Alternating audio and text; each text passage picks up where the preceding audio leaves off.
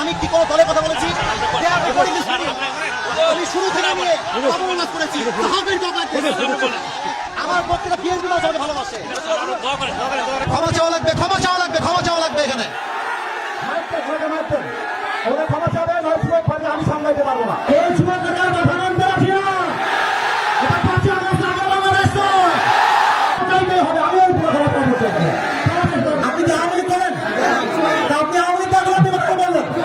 আমরা যারা আইন চাপিয়ে আমাদের আপনাকে আপনি সাহস দিয়ে আপনি যুবকদের জেলে, আপনি যুবকদেরকে আশ্চর্য কথা বগুড়ার মাঝে এইটা একটা উল্টো বড় কথা টাকা ঘুরে দিব আমরা একেবারে। আমার ব্যাকগ্রাউন্ড চেক করবো আপনি। You have to check my background first, then you can comment on myself.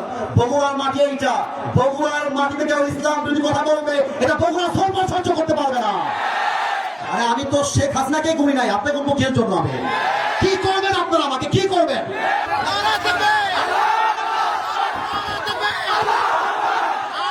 কেউ যদি বাধা দেয়, তোমরা আমার বাংলার যুবক ভাইরা ওদের বাবার নাম ভুলা দিবে।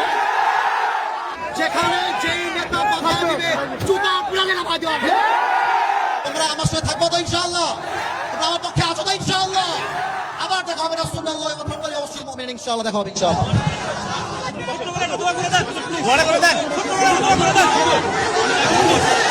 বাবা একটু বসো, একটু বসো।